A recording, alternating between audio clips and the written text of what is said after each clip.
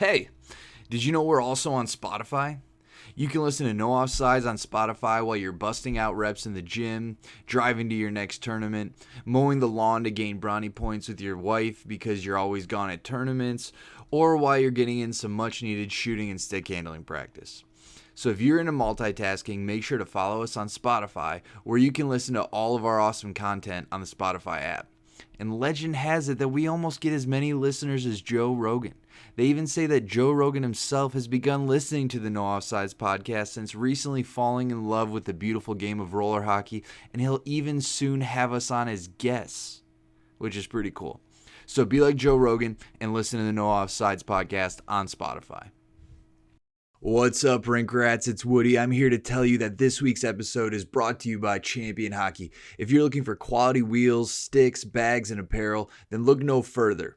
Champion Hockey has everything you need to look and play like a champion. Check out top-of-the-line Legacy Series sticks and wheels and upgrade your game without breaking the bank. Go to champion.hockey to purchase your gear now, and make sure to check out Champion on Instagram at Champion Hockey to stay updated with products and events. Champion Hockey. Look like a champion.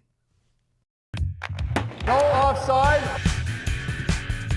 Welcome back for another episode of No Offsides, where we talk roller hockey. We're sponsored by Champion Hockey, where the legacy wheels are very grippy. I'm Dan Dean, and our guest today is a good one. He plays for Unified Conics Black Ice. Tyler Kraft. How you doing, Tyler? What's going on, fellas? Thanks for having me. Uh, Absolutely.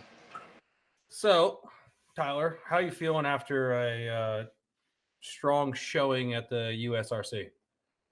I thought it was awesome. It feels good. It was good to see a couple of my buddies I haven't seen in a while. It was good to get out and play some competitive roller. The wife played with me, which is always special. We had the baby there, her first tournament, so it was a lot of fun. It was pretty awesome. I mean, it was the baby's first cup to sit in too. Yes, first. So, you mentioned the wife, right? I'm just curious. Did she bench you or try to bench you in one of those last games? She does. Sometimes she thinks I look her off, which I never do on purpose. I just, and after that, I know I take my seat because I know I'm in trouble. So I could have swore while we were broadcasting the game that she just, I think was it you shouting, I love you, number 11? Yep. And then she said you're benched afterwards? I think she was talking to the kid who she took her shift from. Oh. The one of the players wouldn't get off the rink, Favs. And then he took that penalty, and then she took his shift, and then she scored, and then basically said, "I'll take it from here." Ah, okay. But she might have been talking to me too. You never know.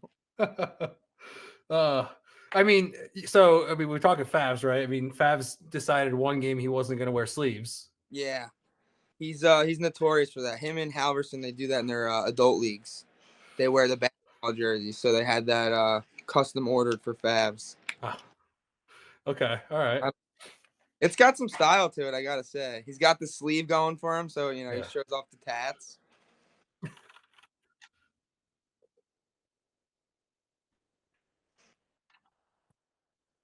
Yeah,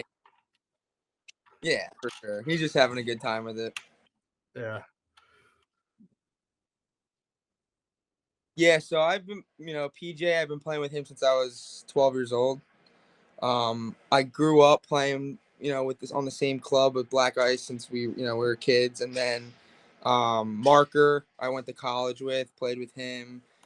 Halverson, I've known since he was like 12 years old, a little rink rat. So I, watched him grow up to the player he is today. Played with him more in the recent years. I didn't really, as like kids, we didn't play we didn't play because we're a little bit different in age, but now he's arguably the best player. So whenever I get to play with him, it's awesome. And then Scooter Vaughn's like, he's grew up playing roller, but he played professional ice hockey. So he took a little bit of years off. He actually lives in Fort Lauderdale now. So we play Florida Cup together. Snagged him for Black Ice because he's a stud. So play with him now. And then the other guy, obviously I play with Kyla all the time. She's my wife.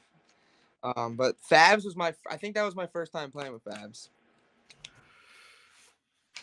Yeah, I mean, how would you? Yeah, I mean, when I saw it, I didn't even know Max was going to be on the squad. I don't think my original text with Chris was that Max was on there. So I was surprised that when I got there that I was going against Max as well. So I was like, even better. He's fun to watch. He's fun to play with.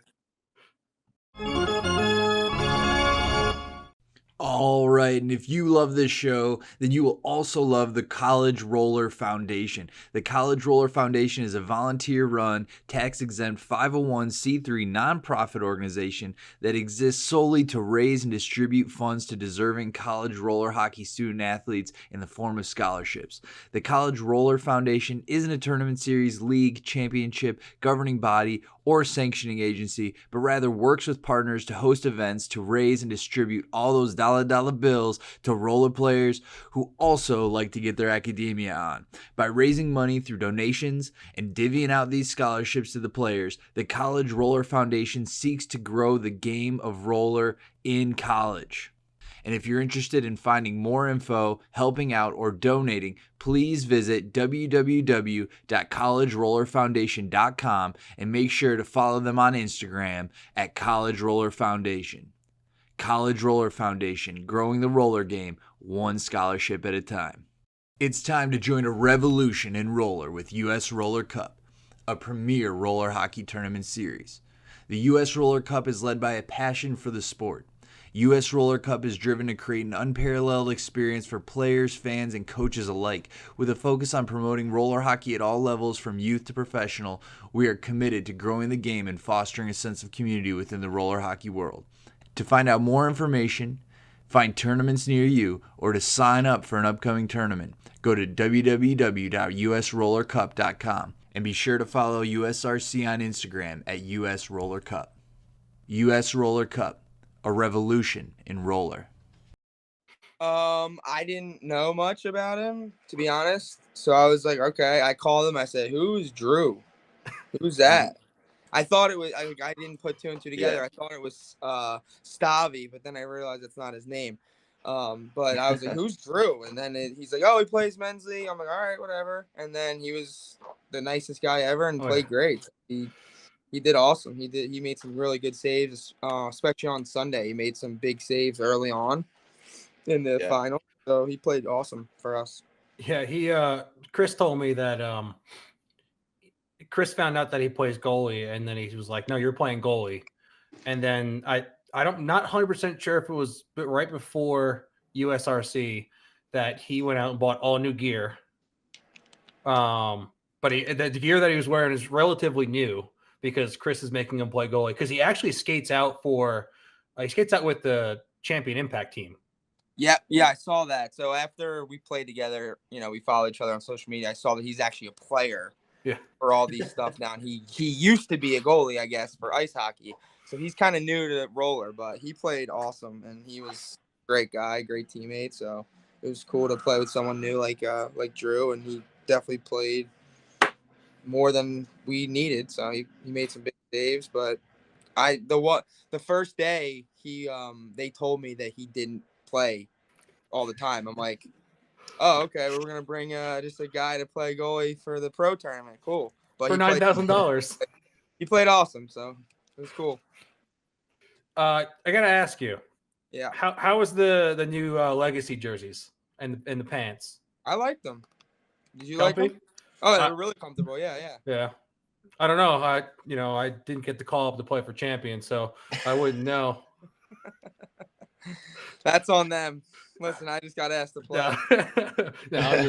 I like to throw it out there, throw a little shade at Chris, but then you can blame PJ. Oh, I know. Well, that's where Chris defaulted to anyway. He was like, it's PJ's team.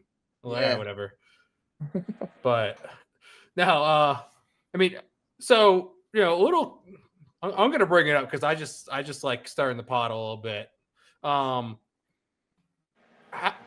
do you think? How'd you like the reffing? Do you have any issues with reffing? No, I don't have any. I ref sometimes, so I don't say anything bad about refs because I know Yeah. that job sucks. Yeah. No matter I mean, what, you're always the bad guy. Oh yeah. I mean, I think the first game round robin, my team played yours, right? And Scooter gave me a solid high stick that if I wasn't wearing a cage, I would have lost some teeth. And he immediately stopped and was like, "You all right?" And I was like, "Yeah, I'm good. I'm wearing a cage." And so besides that, I mean, I thought reffing was pretty good. Refs are gonna miss calls, understandable, but I mean, we were in a time where we have to respect refs because we don't have many of them. So Exactly. I just wanted to bring it up and ask because there obviously was there. There's a lot of stuff going around on social media right now. A lot of complaints.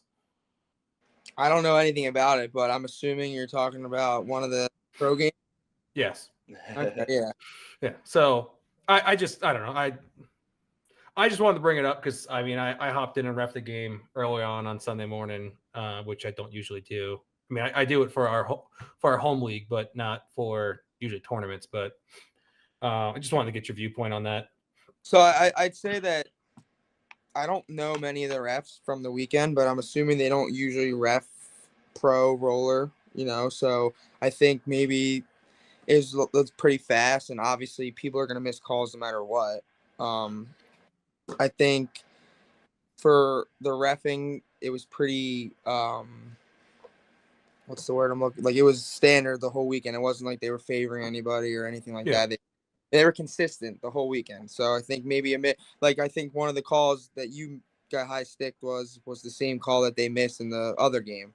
So I mean, it is what it is. But the refs did a great job, and without them, we wouldn't be able to play. So I got nothing bad to say about them.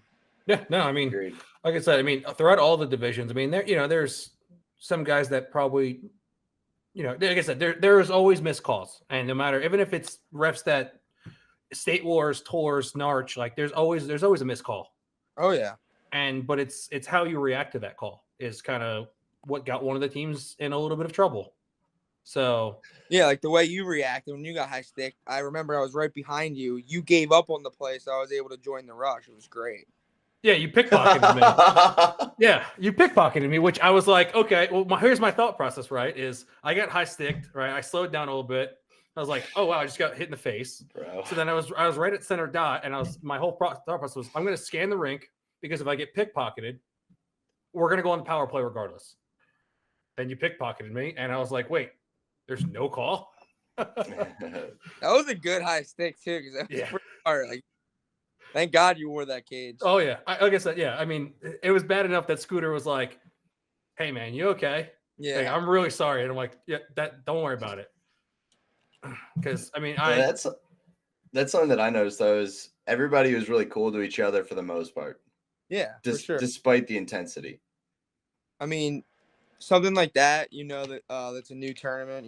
The guys trying something new. We're all there to compete, but we're also there to have fun. And like I said, it's the first pro tournament I played in since the summer, so I was just happy to be there. It's more just about skating hard, having fun, and seeing your buddies. And obviously you're gonna compete, but we're not trying to hurt each other out there. Yeah. We were talking about that earlier too. You're giving me crap for being sick. That maybe I went a little too hard with my buddies this weekend. Yeah. But I want to know your true feelings about that rink at Snellville at SGA. Just tell me the truth. So we all know it's old. I think the tile needs to be updated for the one rink. The other rink, the blue rink, is actually I've played there in the past. That's the better rink of the two as far as the tile. I think that I wish I got to play on that rink because the white one is just so slow. The puck doesn't move. You don't grip. But, it's a 2-rink facility, so it's nice to have that. I don't think there's many of those around anymore, so it's good. I think Jake said it's like within 500 miles of like the next dual set rink. So, which I mean, if they would put money into some still mat floor, it could be, it would be the best rink around because that's what they need. They need an updated floor. Everything else is nice. Yeah. Yeah. I mean, I think the reason why we played all of the pro games on the white rink is because the blue rink is actually starting to have some minor issues with the tile. Yep, that's what I heard. And so, like behind one of the nets, they have it taped down because they don't want to pull up the entire rink to fix the tile at the moment, which kind of sucks. But also, I think it's starting to bubble and buckle a little bit too. So, but the white rink is nice and settled, and it's still the tile, as much as it doesn't grip, is still all connected and at least still flat. So it's unfortunate because I agree, because the blue rink is definitely a grippier rink and a faster playing rink, and the boards are more alive. But and also in the summer when you play there, the moisture builds up on that white rink too, more than the other one. Yeah, it was nice weather. It was like because I went there one time in May and it was you couldn't even stay in the rink. So hot in there. Yeah, horrible. But yeah, it was the rink was fine. It was the same for both teams, so it was just a little slower, but it was still 2 rink facility, so I'll take it. Now, what do you think about the competition between the 3 teams you played? I thought Blood and Feathers were very good. I thought you guys played us really tough the first game. Yeah. And the Tidy Whiteys, I thought, losing Michael Curtis is such a big loss for them when they lose him. I mean, he's a goal scorer. He's probably the smartest player on that team as well. Has been playing high-level roller for as long as I can remember. They were competitive. They can score. I thought their biggest thing was they ran out of legs. Yeah. You play Blood and Feathers in an overtime game, and you only have 6, you're gonna get tired. So when they had to play us, we had 8, and we were kind of cruising. So we started picking it up as the tournament went on, but it was fun. It was good. Yeah, I thought for sure we were gonna see Blood and Feathers in the final. Same. Well, and that's the same, and it's just for whatever reason. I mean, watching that game, taking out what happened at the end of the game, right? They controlled about 100% of that game in the semifinals, but could not defeat the Bucks. So Yeah. you know what too is that goalie. I don't know who he is, but that goalie for Tidy Whiteys is very good. Yes, he is very good. He's big. He makes good saves. He moves, and I think that when you're Blood and Feathers goalie, you're not seeing a lot of shots. So when you do see a shot, you're ice cold. Yeah. So I think they played the box well, and their goalie made some big time saves. And I thought when Blood and Feathers took the lead, I thought that was going to be it, but they kept coming down and scoring goals. So they played really well in the box. Yeah, I mean, like I said, I mean, because Blood and Feathers is a really fast team, and they move the puck pretty well, and they're from what I've seen in that tournament, they seem to be more of a run and gun kind of team than more of like they possess the puck, but they're more on a quicker pace than where other teams like to kind of slow it down. Yep. And so I just think playing the box and going 1,000 miles an hour, they seem to almost gas out towards the end of the second. And then going into overtime, they were even more gassed out. And then, what happened, and it was, unfortunate, but you gotta keep your cool. And then they lost on the killing penalty. Yeah, I mean, yeah. I don't have much to say about that. So, you gotta keep it cool, exactly. Now it seems like you guys cruised to a win in the first game of the finals, right? Mm-hmm. I mean, you guys defeated the Bucks. You guys were picking corners, but that second game seemed to be a much closer game. Yep. Any particular reason why, or? I think Whitey was playing head games. He was saying that this guy's leaving, the goalie's hurt. All right, we're gonna play against 4 people, and then we showed up, and they had their player that was not gonna leave, and then their goalie was back in. I'm like, okay. So I thought we went into the game probably thinking, all right, this game's over, and then they played hard and they were scoring, and I think we were trying to do, even when we're up 3 goals, we're trying to keep going when we could easily just played smart. But it is what it is. It's fun. It was good. It was good that they kept going and they didn't give up and they were trying to score the whole time. So I thought that was good. They had a kid on their team. I don't know his name, but he was scoring for them. He was just picking our goalie in that last. Was Was it it Sauer? No, it was wasn't Sauer. He had a red helmet. I don't know who he That's was. Mog then.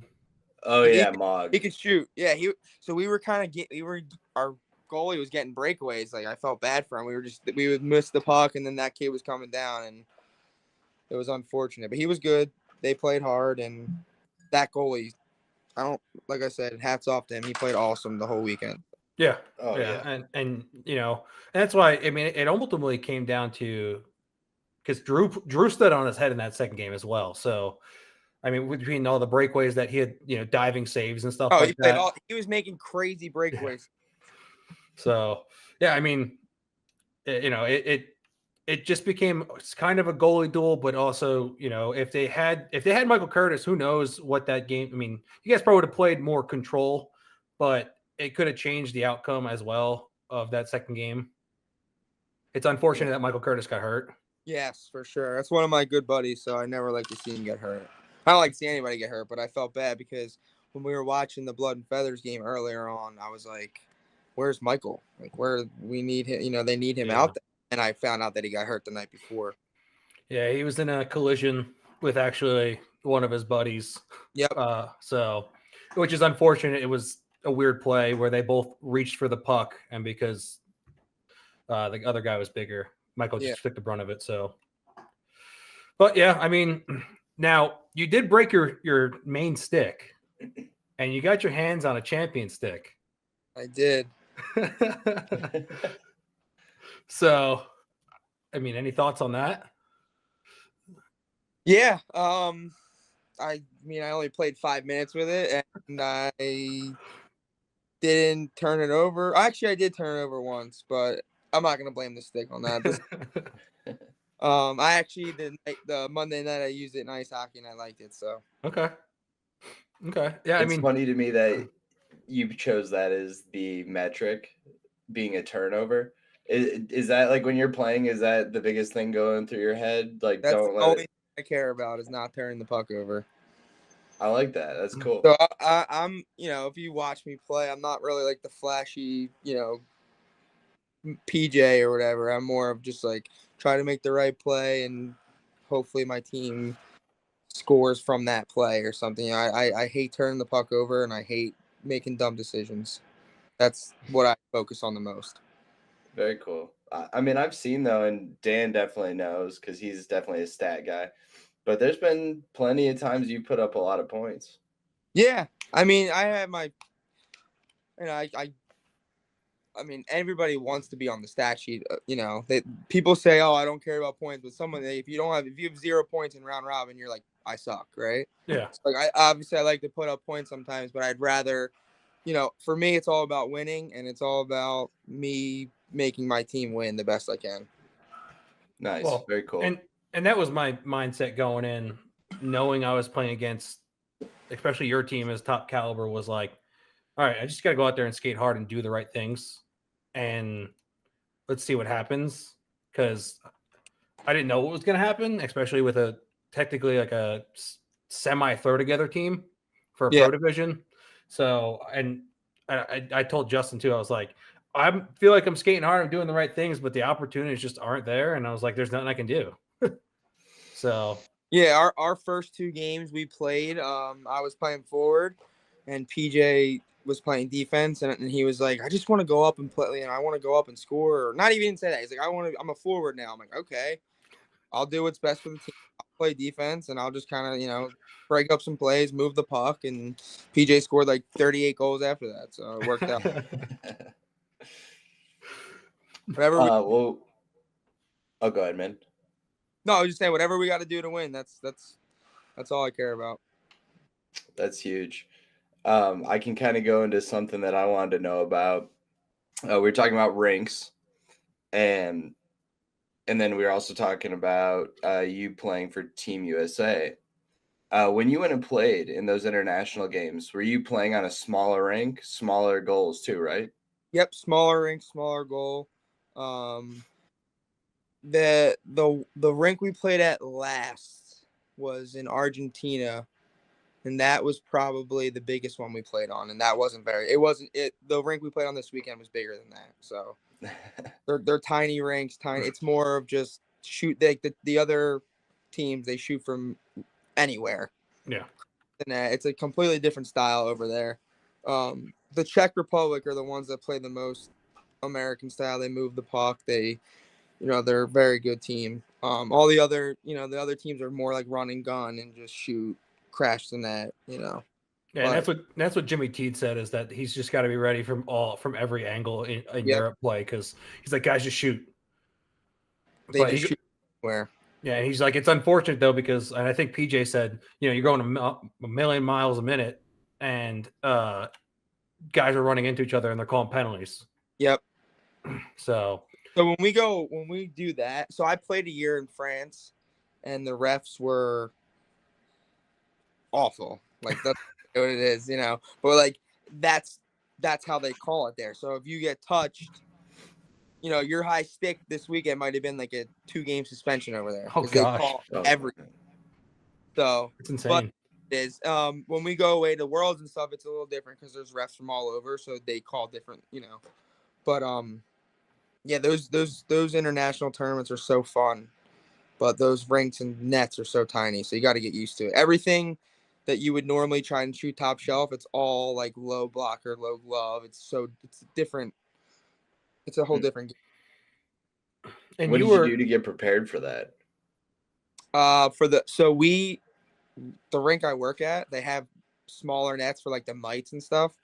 Sometimes I would shoot on that, but mainly it's just, if I do shoot on a big net, I'm shooting low the whole time. I'm not even shooting for the top corners or anything like that. I'm shooting like low, like I said, low blocker, low glove, and that's the way to prepare the best for those small nets. Now, since the posts are bigger too, right? Yep. Is there like do you think there's a different recoil off the post when you hit the post? Yeah, I think. I mean, I don't really know. I don't know, because I feel like the posts are thick. If you've ever saw, like, they're almost double this of the regular net. I think everything always bounces like more to the center too. It's weird. Like the rebound off the post goes right to the slot. I feel like almost every time. It never hits the post and goes to the corner. It's always right in the play. Gotcha. I guess I can see that, because it's just just hits it in. Yeah. You're talking I don't know, I guess more post facing forward, I guess.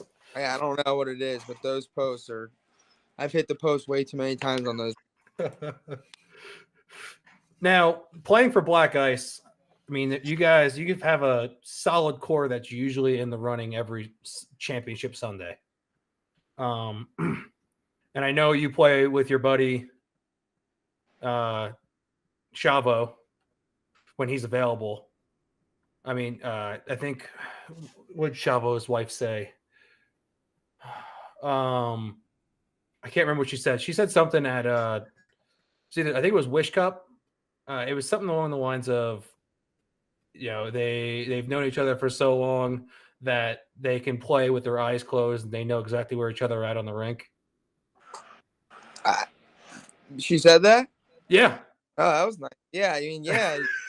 I've been playing with him since I was specifically with him since I was 14.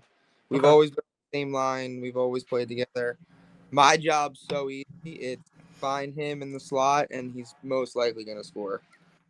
So I just, I like to think that we have a good little understanding of what we're going to do, especially without the puck. We know exactly our game plan always. So we're basically. There was these two twins that used to play. They were the Renuff brothers. Okay.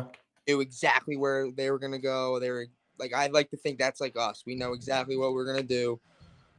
And like I said, all I have to do is get the puck in the corner, feed him in the slot, and he'll do the rest. So my job's pretty easy. Yeah. I mean, that's nice. The assist on your stats show it too. I mean, yeah, I just have to try and get the rest. Because it's a nice job. Yeah, it is. It's not bad. I mean, honestly, it's probably more weight on Chavo's shoulders than yours. He's got to put the puck in the net. Yeah, exactly. So, I mean, I compile, as I've done for all the other pros that have been on the show. I've compiled if they're true stats, if they're if the scorekeepers and the refs actually give you your full stats. I've compiled Narch, PAMA, and Tours. And so in Narch and round robin since 2019, you have 13 goals, 20 assists. You're averaging 1.66 points per game in round robin. In playoffs, you're at 4 goals, 7 assists, 11 points. That's like about 0.8 points per game. In PAMA, it seems like that seems to be your favorite time to play because you're rocking 25 goals, 34 assists, 59 points, 1.7 points per game. And you are at almost just about 1 point per game in playoffs with 9 goals, 8 assists. And then in tours, you got 12 goals, 13 assists, 25 points, 2.1 points per game. And then in the playoffs, you're at 1 goal, 5 assists with averaging 1 point per game. So, you sit there and you're like, well, if I don't end up with round robin with a point, you feel like you don't do anything. Well, it seems like you're doing quite okay in that category. So that's good. I don't even know those kind of stats. It's funny to hear that, but I like to think that State Wars has always been my go-to. So I always treated it like I love all the terms. Don't get me wrong. I love Tours, love Narch, but like State Wars has always been like the final. So I always felt like by the time that State Wars comes around, everybody's connecting the best. And I feel like the best time to step up and play the best. So now I know you have a baby now, so your in between games are going to be a little different this year. And what you do with the team is going to be possibly a little different. But what do you do, whether it's with a team or by yourself, like in between games at tournaments? So I'm a rink rat. I like to watch the games. I like to hang out and watch all the other games up until we play. Now that might be a little different with the baby. Might have to get her out of there a little bit, give her some fresh air, but it'll probably be pretty similar. I'll probably be watching all the games and hanging out with the team. Sometimes we'll do like a team lunch. Very rarely though, because everybody does have babies and they're all doing their own thing now. But I think that'll probably stay pretty similar. I'll probably be watching all the games and seeing everybody. Okay. Now I'm playing the video right now of you pushing the stroller. Yeah, I'll definitely be doing that. Now PJ mentioned last week that you're kind of a nervous Nelly before games. Yeah, always. Even men's league though. He says like I like to psych myself out. I like to say like, oh, are we gonna win I don't know. I just always been that way. I get it from my dad. My dad used to do the same thing to me, so I kind of get that from him. Okay. I don't play nervous. I more just get nervous up until the game starts. Okay. That's good. I mean, yeah, I get that. Yeah, because he was. Like when the game comes around, I'm ready to go. But up until that, I'm like, I just overthink everything. Yeah, because as PJ was trying to eat his Chick-fil-A last week on the podcast. Yeah, I watched like 3 minutes of it, and I couldn't take him chewing and talking. But yeah, he was like, Tyler's always like, well, they got this guy, and they got this guy and that guy, and we got to be worried about this. And he's like, I just go out there and play, but Tyler just thinks about stuff. Always, just how I am. I did it all weekend too. It's all right. Yeah, like you said, you like to win. You like to keep your team up. I think that's probably part of it, right? Yeah, 100%. I like to get everyone ready to go, talk about the game, let everyone hey, if this guy, we got to watch out for this guy. Obviously, if we're playing Palma, we know who we got to watch out for. But sometimes PJ doesn't really know other players. So I'll be like, oh, watch this guy on this team. We got to do that. But that's just who I am. I do that all the time. Okay, a little head scouting. Always. That's what I said. I'm watching the games, scouting it up. Okay. Now, obviously there's been a few NHLers that have played that play and have played in the North American pro circuit in roller hockey. Is there between the few of them that have been recently or any that you've played in the past, I mean, who do you feel like is the more dangerous NHL player that plays roller hockey? So we're talking Ernie or Maroon? That's more recently that I know of. Not sure if you've played against others. So I've only played against Maroon one time. Ernie, I've battled against a couple times. I feel like every time he plays more, he's getting better and better. I think Maroon doesn't play as much as Ernie does, so I'd probably say Ernie's a little bit more. I don't know. So I mean, it's like who am I gonna? I don't want to play either of them. But Yeah. no, I mean Maroon made that Roadrunners team like that good. So Yeah. it's just a hard question. I don't even know how to answer it. Well, somebody answer, not me. Well, I just figured I'd throw it out there. Sometimes you gotta ask the hard They're question. both great players. I think they're so different too. I think Ernie's starting to get his feet under him, and he's flying around where Maroon kind of sets it up, slows it down, wins face-offs, and he can score obviously, but he also has those great hands in tight. And I just feel like Roadrunners having Maroon makes them that much better. So I think it's, like I said, it's such a tough question. All around player, I don't have an answer. Hey, that's fine. That's fine. But looking at the 3 tournaments, I mean, you kind of already answered this question. You said you would. I'm assuming you'd go with State Wars is probably your favorite. Yeah. Um, Concept's the best too. Like you get it's an invitational, so it's your Okay. only. No matter what. Like I said, I'm not talking bad about any of them because they're all great. Love all the tournaments, but like you're always gonna have a little couple easier games than others. Where State Wars, you have to show up. The first game might be your hardest. You never know. Mhm. So, you have to show up to play for State Wars, and I think all round robin games are. It's nothing's gonna be an easy win. So.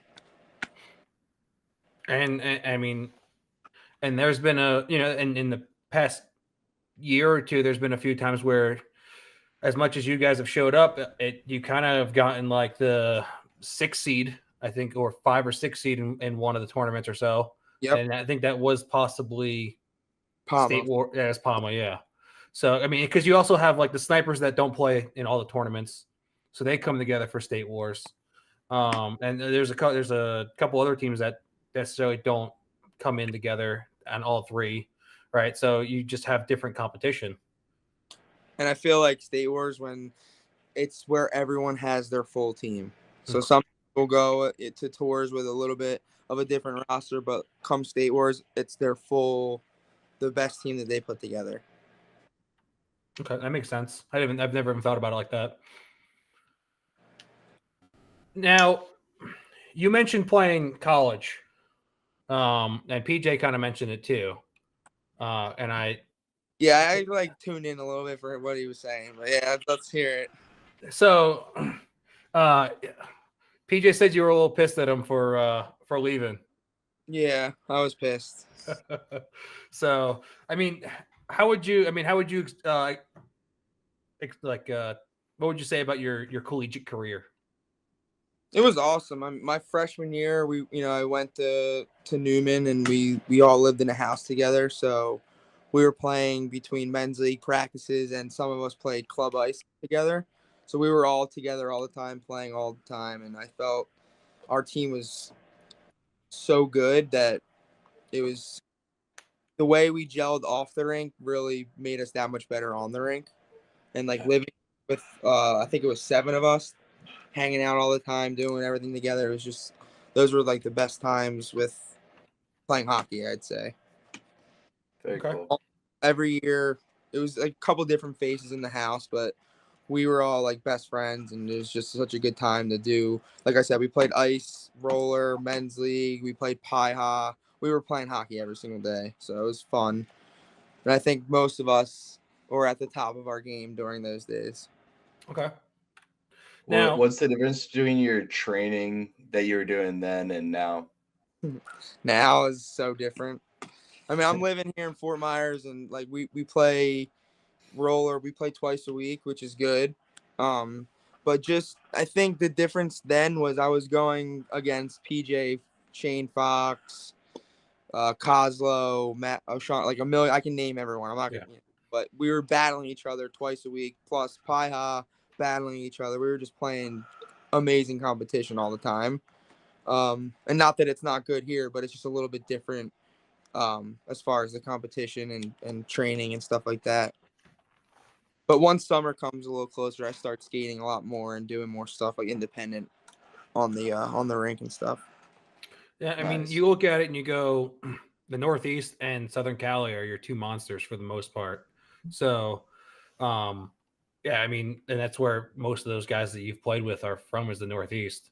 And I mean, I'm from the Northeast, so I've played I've played against some of those guys before when I was younger. Even when, like, let's say Max before Max. Max was probably like 14 when I played against him, and he was still too good. Where were you from? I'm from Jersey, Yeah, what part? so I lived in Middletown. So I played at a lot at it was Good Sports. Now it's Highline, and so I mean I played. Were you on the Sharks? Were you on Good Sports Sharks? Or no? See, when that was happening, that was when I was playing a lot more ice at the time. Okay. So yeah, I played a little bit of Pi-Ha when I was like 18. Played like a partial season with the Braves. Okay. But I was more of like a fill-in guy in a way, so I've only played a few games, but it was more ice hockey, and then I was still playing juniors at that time. So roller hockey. I started roller hockey when I was 5 until I was 9 in a full Czech roller hockey league. Okay. Yeah, outside on asphalt, wooden boards. It was insane. But then I played ice for a while, and then roller hockey didn't come back to me until I was almost 20. Oh, okay. Gotcha. So, but yeah, But PJ was saying that your college practices were sometimes harder than your games. Yeah, they were. I'd say 99% time they were harder.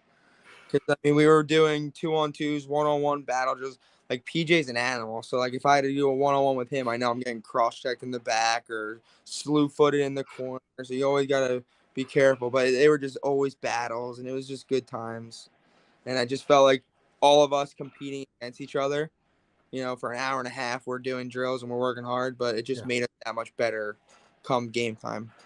Okay. I mean, PJ did mention that there's no mercy during games, so I'm not surprised. Yeah, he's crazy. He said, I'll put anyone into the boards and I'll still talk to him after the game. Yeah, he's not lying. I'm sure he tried probably cross-checking you this weekend when we played you. Oh, man, I loved it. It was great. Going into the corner and the physicality was awesome. Yeah. I don't know who it was. It could have even been Marker, too. I mean, dude, Marker's a strong dude. So strong. So, yeah, I haven't came off the rink after the first game, and I was like, God, I love the physicality. I miss it. So, but yeah, I mean, so you are the director of hockey for, I'm drawing a blank on the Parks and Rec that you work for. Yeah, I work for the city for at the stadium. I was telling you guys, it's ironic, but I do all the ice hockey stuff here. I do learn to play ice, rec leagues, adult leagues, all that stuff. But I also, on my days off, me and one of the kids that starts, he's actually just started playing black ice. His name's Lucas Burgle. We started doing a learn to play roller hockey in Naples, which is taking off, which is awesome. We have like 20 kids, and then the first time we only had like 8. Now it's up to like 25 or something like that, and it's just awesome to see getting more kids in the roller, which is all I try to do. Even when I told you guys earlier, when I do this ice hockey stuff, I'm telling everyone, hey, you should try roller. You should give it a try, because I think it's such an awesome opportunity here that we have one sheet of ice and one sheet of roller. We could really take off and take advantage. Definitely. But yeah, I love what I do. I get to be around hockey all day, and like as soon as we hang up this call, I'm going to do a clinic. So it's Oh, sweet. Oh, sweet. It's Who are fun. you working with tonight? So we're doing ice hockey. We do like an hour and a half of it's all stick handling tonight. So we'll just do like 5 stations and just keep rotating. And it's fun. Sometimes we have like guest coaches come out, and then we have a junior team that plays out here. We have a couple kids out there that come and help. So it's cool. Okay. That's Very awesome. cool. I mean, It's yeah, a lot of fun. yeah, it's great to hear that, there's still people trying to grow the sport. So That's like I said, I'm going to name drop somebody. Todd Burgle does such a great job with growing roller hockey. He runs the Naples Roller Hockey League. He's got kids, 8U, 10U, 12U, high school. He's got 4 adult leagues. He crushes it. He does such a great job. that's He's awesome. really one of the people that are keeping it alive here in Florida, so it's awesome. Well, because there's been so many rinks in Florida that have, especially the outdoor ones, that have just been closing down. Yep. Whereas, because like, for instance, I mean, I grew up with Nick Martini. Yep. Right. And so I played with him against him up until he moved to Florida when we were younger. And, I used to see all the time him out on all these outdoor rinks and skating like every day. And then he would post like, oh, this one's closed. Oh, that one's closed. So, I mean, there's not really, besides Fort Myers, you have the one that's near Orlando, and then Naples. And the Naples one, they got tile, which is cool.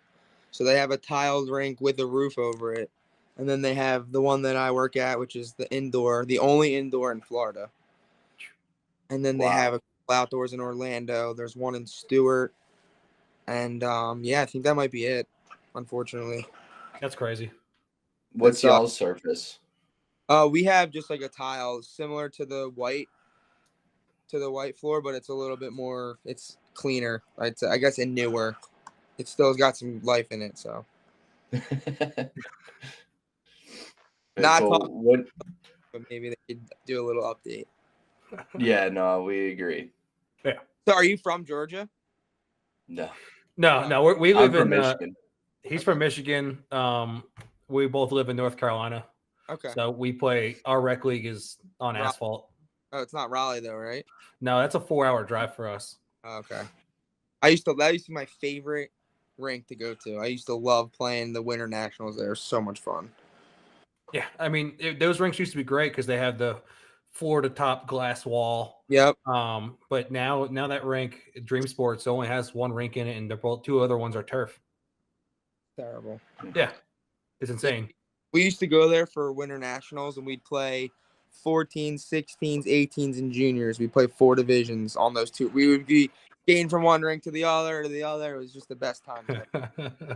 That's awesome. Very cool. Great times. What do you think? What do you think is the most important thing moving forward for bringing more youth into the game? Because that is something that I've noticed. Is it seems like there's not a ton of youth programs. Yeah, I think.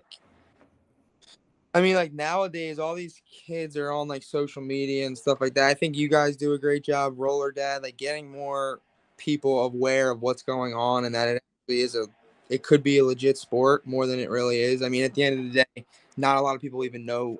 Like I work at a rink and they don't know people play roller hockey, so it's like it's just not awareness. I just think, obviously people like Pat Maroon playing, that video went viral. It's huge because then people see that he's playing roller hockey and he's in the NHL, he does it, and Adam Ernie, and it just takes everybody to just promote it together. And, it's not like we're not really making money doing this. We do it because we love it. We love the sport, and we just, like you guys are doing a great job. It's just, we need more people like that to go out there and just promote it the best we can. Well, appreciate that. Now we have a comment in the chat that's asking if you ever skated at the Thunder Skate back in the day in St. Lucie West. I have not. I am new to Florida. I just moved to Florida 5 years ago. That's right. You're a PA guy, right? Yeah, I'm from Feasterville, if you ever been there. Yeah. I say Feasterville. I'm from Huntington Valley, but everybody says, what's that? And then I say Feasterville because it's a roller rink. But is Feasterville the one that's the one rink attached to the ice? No. Feasterville's, there used to be 3 rinks. It was 2 combined, then there was one like up the little street there. Okay. But it's closed now anyway. That's right. It did close, yeah. It's unfortunate that more and more rinks are just closing because even That the 2 rinks in Pittsburgh closed down. hot shots, yep. Yeah. So, which our league actually bought one of the rinks. Oh, really? Yeah. But we just have nowhere to put the tiled rink. So, so that's the issue. But yeah, I mean, it's because we're trying to grow.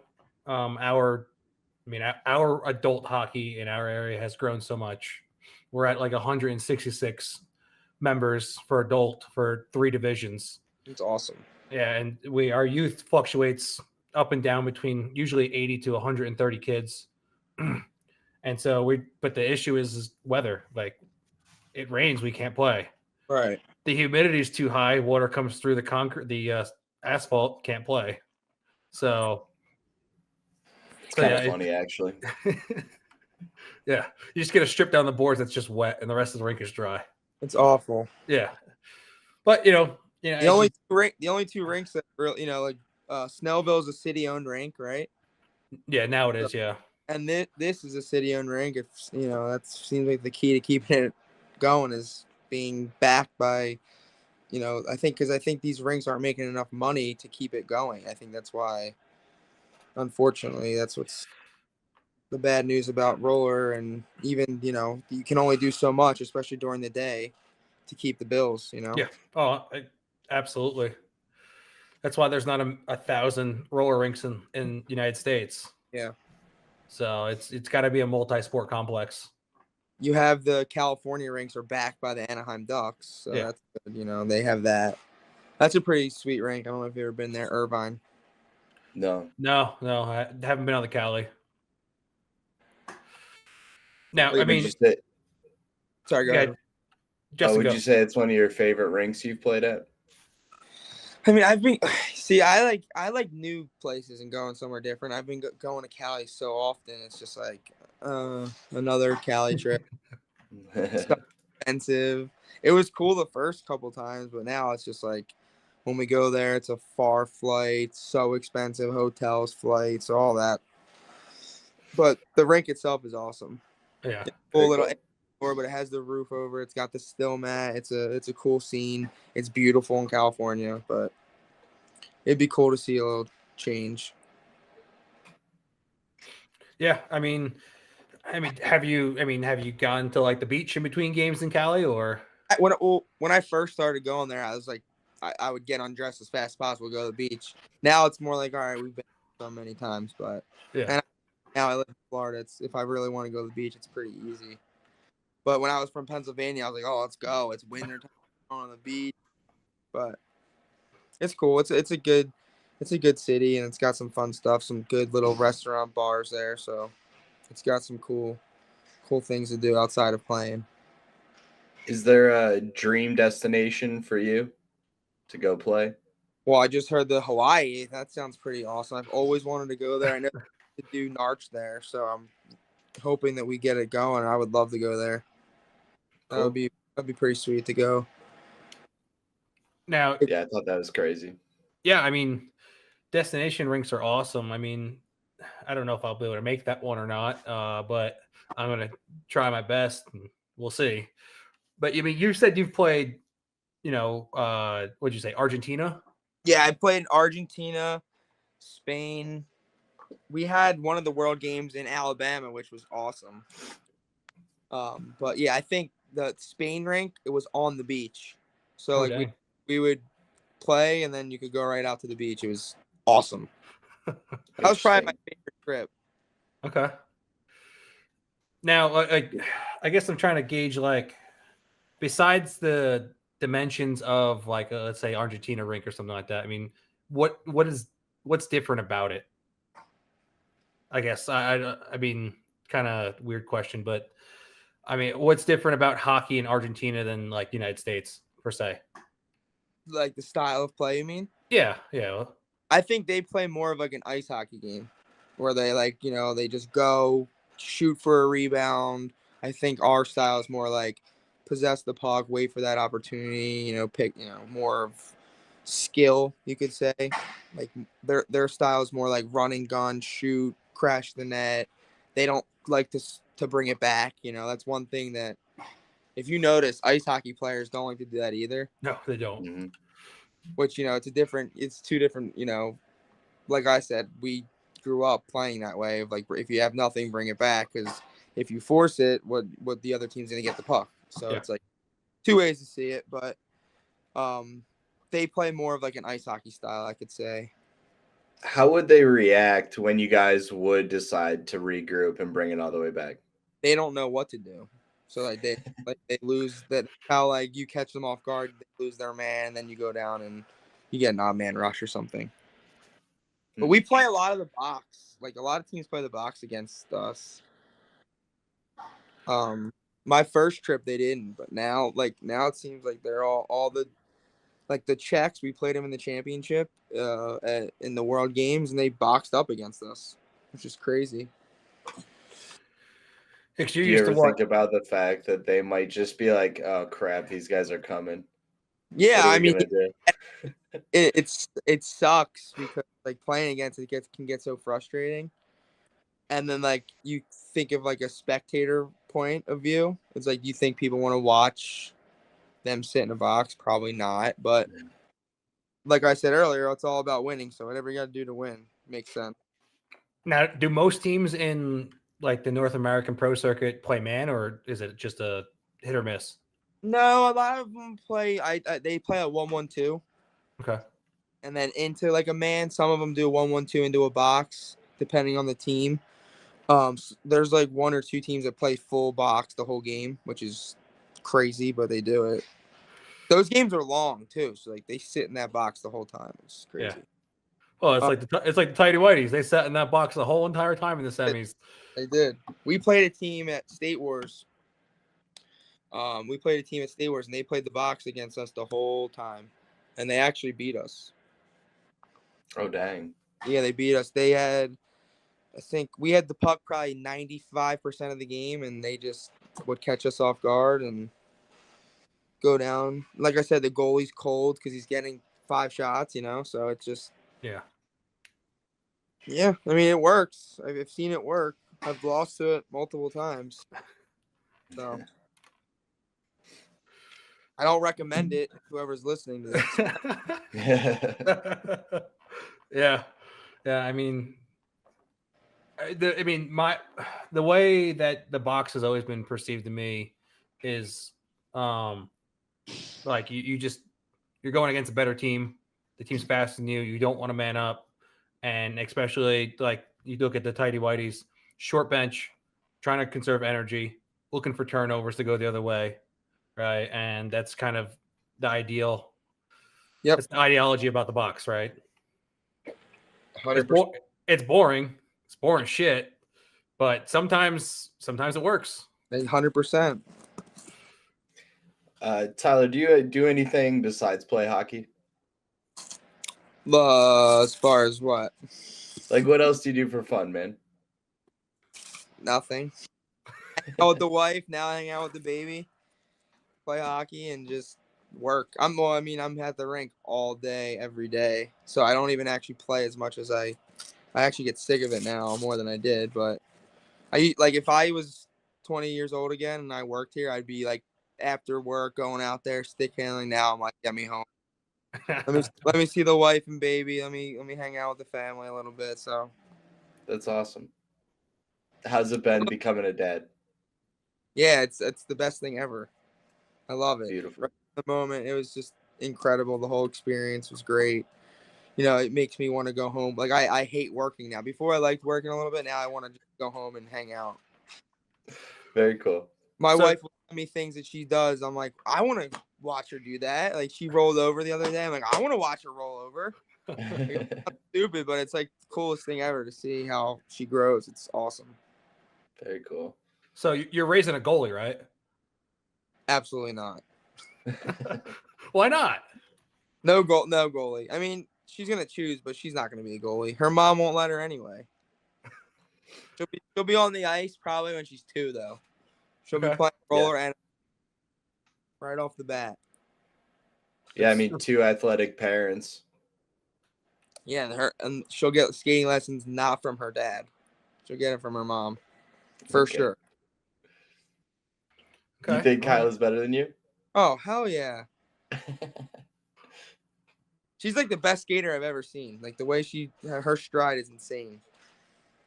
If you ever watch her skate, it's like one of the best strides ever. It's crazy. I don't know how she's been skating. Obviously, she played high. You muted yourself. Sorry. No, Yeah, you're good. she played high level, so she's been skating forever. So she's like, I don't know how she does it, but she just had a baby 3 months ago, and she's already faster than me. That's yeah, awesome. I mean, it's definitely very respectable that, you know, having a baby 3 months ago and she was out there hustling around and, you know, doing her thing and getting points. So, I mean, the minute that she could go out there, she did. She went out there. She went out there. She's been skating. She went back to the gym. Like, she couldn't wait to get back skating. that's awesome. So it's awesome to see her do that. And like, for me, I'm like, wow, that's incredible. Like, she's out there skating. You know, it was the pro division this weekend. She scored more goals than me. She was flying. She did great. So it was cool to see. I'm very glad I didn't kill her. So that's yeah, me too. Though that was my fault too. I kind of stepped up a bit there. Yeah, not killing her on that hit. So. Yeah, you threw that pass, and I was like, I gotta commit to the puck, but I gotta not kill her because this is a death pass 101. Yeah, that was bad. So I was like, I'm gonna make the worst non-possessional play here, so I don't kill Kyla. Yes, I appreciate that. Well, then we might not be here. You guys might have not been friends. We probably wouldn't be doing a podcast together. I appreciate you pulling up and not hitting because I was the pass after I gave it. I'm like, oh shit, here we go. Now, if it was PJ, I mean, Chris did put a bounty on his head. I didn't fulfill the bounty, but that would have been the perfect time to fulfill it. So, he would have been pissed. I'm sure I would have got. I'm sure if it was. I mean, I wouldn't have obviously gone in and cleaned anyone up, but if it was on the boards, it would have been probably a little different. But yeah, I mean, that would have been like open ice hit 101 ice hockey. Like that would have been bad. Yeah, it was bad. I set her up pretty bad. I'm surprised she didn't yell at you and bench you then. She probably wanted to. Too early. I think that was our first game. So yeah. But yeah, I mean, it's unfortunate because we had this. Justin and I were trying to stream we did stream all the pro games as best as we can. It's unfortunate that place is a black hole for internet. And because I mean, we had, I don't know, Justin, did the first game have the overlay on it, and did that for game work? Yeah, it just cut out in the middle of it. Yeah. I mean, that was the funniest experience though, trying to record and do like play-by-play at the same time, and not really knowing everybody. I would find myself like either not pointing the direction or just stopping talking mid call. I didn't know. I'm not made for it. I'll get better. Yeah. I mean, like the champion team, I knew pretty much most of the names. Marker was kind of a new one for me. I've never met him before. But it not having rosters until, was it game 3, Justin? So that was a little different too. It was cool though. Yeah, I mean, it was definitely cool to do play-by-play. It was a little tricky to do play-by-play and the camera, but it's nice to call some games and get some of the content out there the best we could. It's unfortunate we had to revert back to the phone. I know all the families that were watching appreciate that because, little things like that, not all the parents get to go to the games anymore. So it's huge. And even the people that want to watch, it's cool to see you guys try and stuff like that. That's awesome. Thanks, man. Yeah, appreciate it. Absolutely. We've been talking a lot about Kyla. Are you going to help us get her on here? Yeah, I told her she got to check because she doesn't see the request. She just sees, you know what I mean? So yeah, we got to get her on here. She'll love it. And we can get her on during the summer months too when she's off. Yeah, we'll get it going. I'll talk her into it. I just guilted Scooter for getting on in June because because I guilted him. I was like, dude, you high stick me, so now you got to get on the podcast. There you go. So, but no, he was like, yeah, absolutely, no problem. Yeah, he's a probably one of the most down to earth people ever. He's such a good dude, and he's probably got some awesome stories, with his hockey career. So that'll be a fun one to listen to. Okay. Speaking of that, what's one of your favorite hockey memories? Favorite hockey memories? I'll give you two. One would be the first pro tournament we won was Narch, 2014. We were all like 18-year-old kids, like have no business winning, and we somehow snuck into the playoffs. And we were the 8th seed, and we beat the Snipers, who were 1, Next Gen, who were 2, and then we played Revision and beat them in the final. And we were all playing 18s, juniors, D1, and that was like the start of our little journey that we've been going on, and it was just it was pretty sweet to, especially now watching video. We were so young, like we had winning, and we ended up pulling the win out. That was pretty awesome. And then the other one would be Barcelona, because that was like first Worlds. The spot was amazing. The team was great. Kylo had hurt. Like, we were able to watch them win. We won. It was pretty awesome. Hell yeah. Sweet. So if there's another Worlds, I mean, having a child, I mean, would you still go?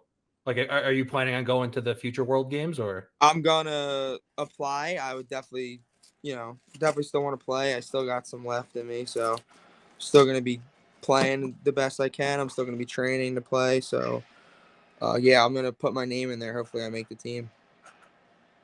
Okay. Heck yeah. I mean, how's that? So, I mean, you've been through the process a couple times. I mean, walk some people through like how that process works to get on, USA. So my first year, the first year there was an actual tryout. Now it's just you apply, you send in a resume, and then there's a board that picks the top 12 through their accomplishments, through the coaches. So it's all like a little committee that they come up with, and they pick the best team, which is probably such a hard job considering all the amazing players there are. So, well, then that means I should apply and put the newly made pro card by Chris in my application. there you go. Apply. Stars hockey. That's all right. I'll watch it. Hey, do some play-by-play. Maybe. You never know. There you go. Where's it at? It's in Italy. Okay. Hopefully That's epic. So, wasn't there just one in Italy, or was that a different tournament? So no, the last one was in Argentina. We went in last November. What did the 45 and 55 overs play in? So they have a different format. They don't do. It's different than ours. Ours is senior, which is like us. There's a junior, men's, then a senior women's, and then junior women's. There's only 4 for our one, which is different. They always go to Italy, the 45s and 55s. Okay. I think theirs is always in Italy. That's the one that Rock played with. Yeah. And all that. So. Okay. I was just curious because like I said, yeah, they do it a little different, and they do it in different cities than we do. Okay. So this next one's in Roccoroso, Italy. So. Oh, fuck. Yeah. I muted myself a second too early. So, I mean, I guess now it's going to be a little different, but I mean, how do you see yourself besides your job being a part of hockey? How do you see yourself continuing to try and grow the sport of roller hockey going in the future? So I always, when tours comes, or if Narch were to come, I do my best to gather all the teams and help field those up, just because I love seeing a tournament filled with kids and adults. And so anytime that I can, promote it, if I can, I actually started a club a couple years ago with somebody. We started a kids divisions. We have 8s, 10s, 12s, 14s, 16s, 18s. We have all the way through for kids. So I do stuff as much as I can to promote it, get the kids playing, try it out. We have some Florida Cup tournaments here that is more of like, it's not as it's not like a Tours or Narch, but we have a lot of those teams that are gonna play in it, and then it's easy for us to field teams and throw them in there and give them a little taste of it to see if they like it or not. So I do stuff, whatever I can to promote it. I love the sport. I told Jake from US Roller Cup, whatever he needs, I can do to help. I always do what I can to get the word out there and promote whatever I can. Okay, sweet. Now you also coached one of the youth teams for State Wars, right? And you won a championship last year. Yep. So I'm actually the Florida state director. So I kind of get the kids that go to tryouts and help pick the team. Me and Kyla coach like 4 teams. We played, we did 06s, 09s, 2012s, and 08s, I think. Yeah, I think it was that. We did so many. We were coaching and playing. By the time we left there, I couldn't wait to leave. And I love State Wars, but I was so tired. I was like not sleep. It was horrible, but I loved coaching the kids, so it was good. But yeah, we won a couple of championships there. I'd like to think that we brought Florida back to State Wars. We had a team in almost every division, which is awesome. Yeah, nice. Growing up when I played for Pennsylvania, Florida in my age was like the other top team. So I know there's a lot of great talent here. It's just getting the word out there and getting these kids to give it a try, And I think we're doing the best we can with getting kids from ice hockey to try roller. Because once they try it, like I said, they fall in love with it and they do both. Yeah. I mean, Justin, you want to hit him with some rapid fire? I can do that. All right. All right, man. Don't think too hard about any of this. All right. All right. Favorite pregame meal? Chipotle, 100%. Chicken and rice. Yeah, buddy. All right. Post-game celebratory event. What are you gonna do? Drink a beer with my friends. Heck yeah. Nice. Did you guys do that after winning last time? Unfortunately, I had to drive home, but the night before we had a couple beers. It's like I said, it's the best is hanging out with your friends, drinking beers, doing this stuff, talking roller, whatever. It's celebrating when we win is the most fun though, because it's an all-night event, which is great. Heck yeah. Do you have a favorite kind of piece of gear, something that you've kept for a long time? I don't. I do not. I don't have anything. All my stuff is pretty new. I mean, what are your thoughts on the Sidney Crosby Cup? I don't even wear a cup. You don't? No. Oh, God. Don't broadcast that, man. Yeah, listen, don't try anything crazy. No, yeah. All I know is that you made it out safe because you still had a kid. So I know. Crazy. Dang, bud. Ice hockey I do, but not for roller. Okay, fair. How would you describe your play style?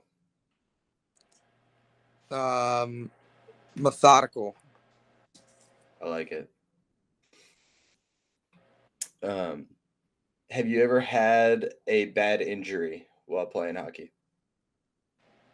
When I was younger, I didn't wear knee pads either.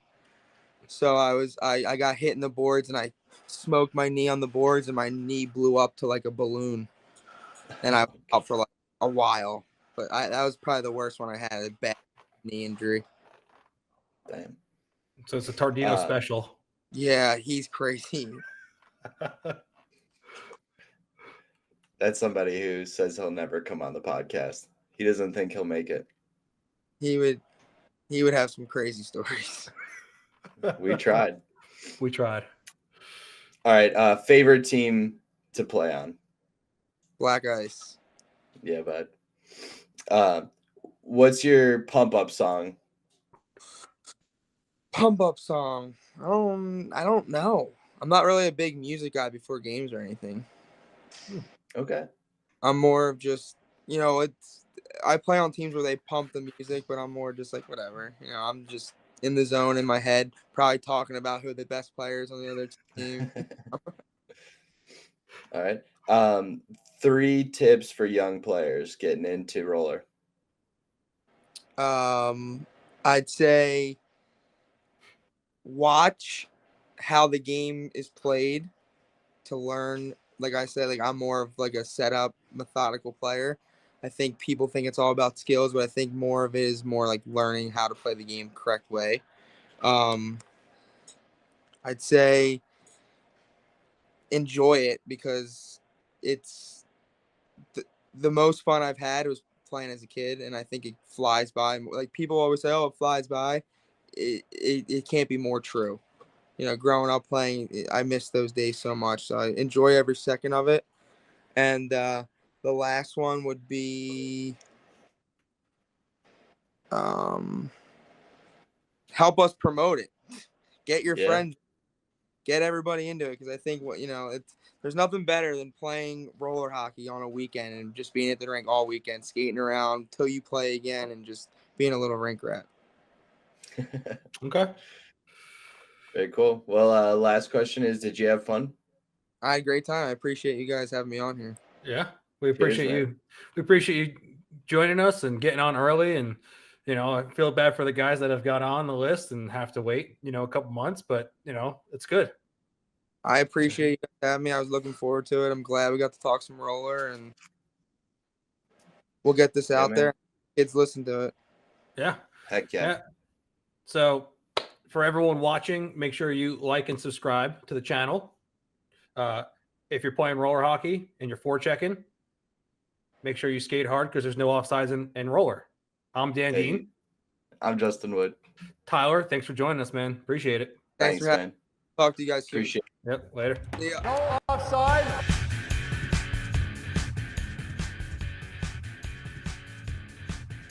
Every episode of No Offsides podcast is brought to you by Champion Hockey. Be a champion.